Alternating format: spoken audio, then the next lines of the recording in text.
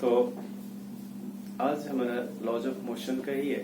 हम देखेंगे कि अगर कोई लॉन रोलर है, ठीक है, उसको हम पुल करना आसान है या उसको पुश करना, इस टॉपिक को पहले हम देखते हैं।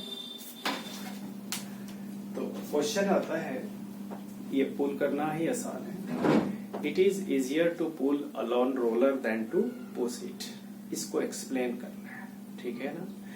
लॉन रोलर को पुश करना डिफिकल्ट है, पुल करना आसान है। तो देखते हैं, हालांकि पुल और पुश दोनों ही फोर्स है, ठीक है ना। अब हम देखते हैं इसको।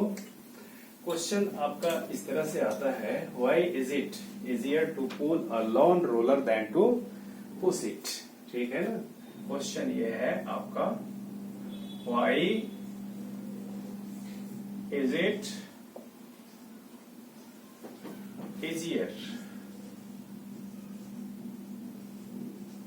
to pull a lawn roller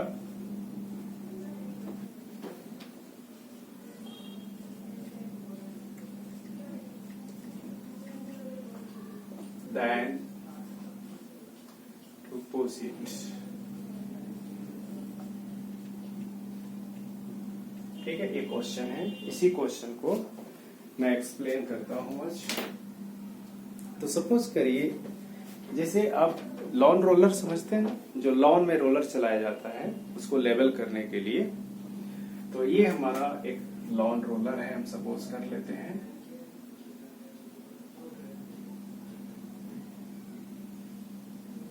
suppose करें इसको हमने रोड पे रखा है, ये रोड के ऊपर है, ठीक है। और हम ये देखते हैं कि सपोज करिए इसका वेट जो है वो वर्टिकली डाउनवर्ड डायरेक्शन में काम करता है, वेट ऑफ द रोलर। और ये नॉर्मल रिएक्शन है जो कि इस वेट के अपोजिट डायरेक्शन में लगता है। This is normal reaction R. और इसको जब हम पुल करते हैं तो सपोज करें यही फोर्स है, ठीक है ना। ये सपोज करिए आपका लॉन रोलर है, ये हैंडल हो गया इसका। ये फोर्स हमने इस तरह से यहाँ अप्लाई किया, ठीक है ना। F is the force with which the roller is pulled.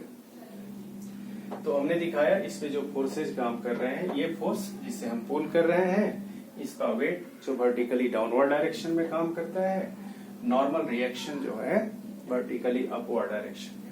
अब सपोज करते हैं कि जो ये हमारा हॉरिजॉन्टल है, ये हॉरिजॉन्टल लाइन हो गई जो कि रोड के पैरेलल है, ठीक है ना। ये रोड है, इसके पैरेलल है। तो ये हॉरिजॉन्टल डायरेक्शन से ये जो फोर्स है हमने जो अप्लाई किया है, अप्लाइड फोर्स, ये आपको थीटा एंगल बनाता है। अब इस फोर्स को हम रिजॉल्व करते हैं इन टू रेक्टेंगुलर कंपोनेंट्स। तो एक हॉरिजॉन्टल कंपोनेंट हो जाएगा इधर की तरफ, इसको हम लिखेंगे F cos थीटा, और वर्टिकल कंपोनेंट हो जाएगा F sin थीटा, ठीक है।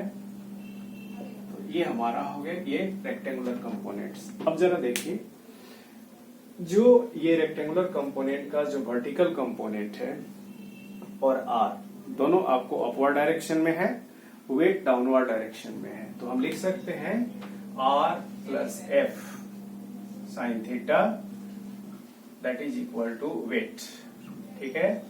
नेक्स्ट हम देखें, अगर R हम निकालें इसमें तो क्या आ जाएगा, W minus F sine theta,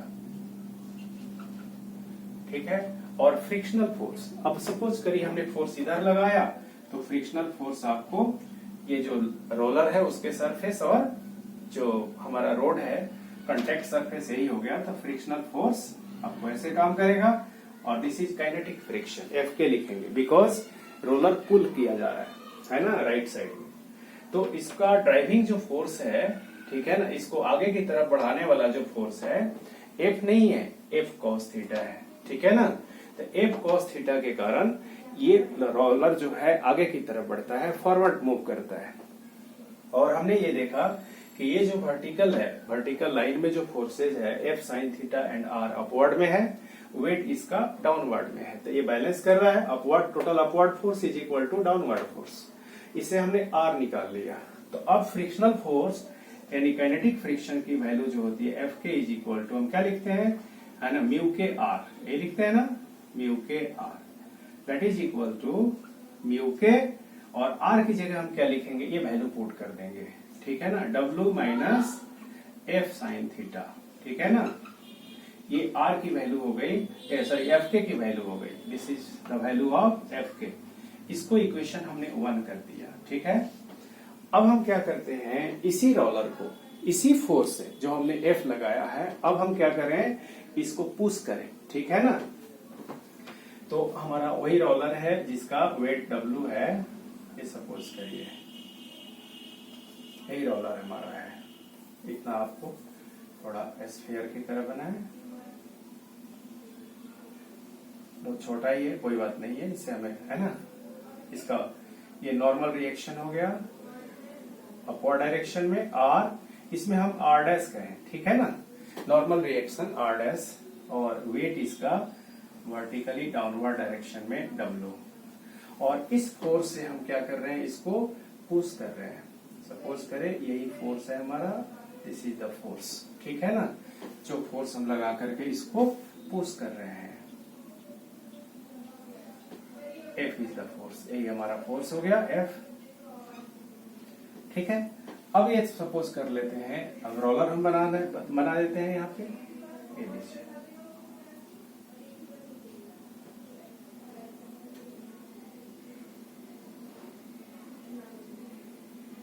इस तरह से एक फोर्स हमने अप्लाई किया है, फोर्स एफ, पुश किया है इसको, ठीक है ना। ये हमारे रोड के ऊपर है रोलर। अब जरा देखें हम हॉरिजॉन्टल के साथ, देखिए आप हॉरिजॉन्टल के साथ ये फोर्स जो है उसमें थीटा एंगल, तो इसमें भी हम थीटा एंगल बना देते हैं, थीटा इज द एंगल। तो ये एंगल थीटा है, तो ये भी एंगल क्या हो जाएगा आपको, थीटा हो जाएगा, ठीक है ना। देखिए कौन सा लाइन है, एक लाइन ये है, ठीक है, और दूसरी लाइन आपका ये है, ठीक है ना। तो एक लाइन हो गई, ये लाइन हो गई, और इसी का यानी ये एंगल वर्टिकली अपोजिट एंगल, ये देखो ये हमारा है ना, ये थीटा हो गई। तो इसका कंपोनेंट इधर की तरफ, तो डब्ल्यू है, इधर की तरफ हो गए एफ कॉस थीटा, गलत हो गया, ये वाला है थीटा। तो ये कंपोनेंट हो जाएगा, ये हॉरिजॉन्टल कंपोनेंट हो जाएगा, है ना, थीटा जिसके साथ F cos theta, and this is F sine theta. तो ये हमारे इस पे फोर्सेज जो है वो एक्ट कर रहे हैं, ठीक है ना। तो एक तो है ना, जो वेट है रोलर का जो वर्टिकली डाउनवर्ड डायरेक्शन में है, ठीक है ना, और एक नॉर्मल रिएक्शन है जो वर्टिकली अपवर्ड डायरेक्शन में है, और एक फोर्स हमने जो अप्लाइड फोर्स है जो कि पुशिंग फोर्स है, जिसे हमने पुश किया है रोलर को इस रोड के ऊपर, ठीक है ना, इसके ऊपर हमने इसको पुश किया है। तो ये थीटा एंगल बनाता है हॉरिजॉन्टल के साथ, ठीक है ना। तो हम मान लेते हैं, तो इसको एफ को रिजॉल्व करेंगे, एक हॉरिजॉन्टल कंपोनेंट, एक वर्टिकल कंपोनेंट। तो हॉरिजॉन्टल कंपोनेंट हो गया F cos theta and vertical component हो गया एफ साइन थीटा। अब जरा देखिए इसमें, ठीक है, तो यहाँ R dash is equal to, इस केस में नॉर्मल रिएक्शन की वैल्यू हो जाएगी R dash is equal to W plus F sine theta. आप ये कहोगे इसमें जो अपरेंट वेट होता है, ठीक है ना, रोलर का बढ़ जाता है, इसमें अपरेंट वेट डिक्रीज हो जाता है, ठीक है ना। तो देखिए आप, अब अगर हम फ्रिक्शनल फोर्स निकाले, यानी है ना काइनेटिक फ्रिक्शन, हमने पुश किया है, इधर की तरफ पुश किया है, तो फ्रिक्शनल फोर्स फिर हमारा ऐसे लिखेंगे एफ के इज अपोजिट टू, है ना, दिस है ना। तो अब एफ के इज इक्वल टू क्या हो जाएगा, है ना, इसको डैश कर देता हूं, तो ये म्यू के कोएफिशिएंट ऑफ फ्रिक्शन, और इसको हमने लिख दिया R dash, this is equal to mu K, और आर डैश की ये वैल्यू रख देंगे W plus F sine theta. इसको इक्वेशन हमने 2 मान लिया। तो इक्वेशन 1 और 2 को अगर हम कंपेयर करें, तो देखिए ये एफ के डैश इक्वल है म्यू के, इसमें ये प्लस है, ठीक है ना, मतलब, और यहाँ पे माइनस है, कहने का मतलब एफ के जो है कंपेयरिंग इक्वेशन 1 एंड 2 है ना, वी कंक्लूड दैट कि एफ के डैश इज ग्रेटर देन, यानी एफ के dash is greater than and F के। ठीक है, तो इसमें यानी पुशिंग के केस में जो काइनेटिक फ्रिक्शन है, ठीक है ना, ये बड़ा है किससे, ये पुलिंग के केस वाले से। ठीक है ना, तो कह सकते हैं it is obvious that the kinetic friction in case of push of roller है ना इज ग्रेटर देन है ना इन केस ऑफ है ना पुलिंग द लॉन रोलर। ठीक है ना, तो इसीलिए हम कहते हैं therefore we can say that it is easier to pull than to push it. ठीक है ना, इसमें फ्रिक्शनल फोर्स बढ़ जाता है, इसमें कम रहता है, इसलिए हम कह सकते हैं कि लॉन रोलर को पुल करना आसान है पुश करने के जगह। ठीक है ना, तो यही है आपका।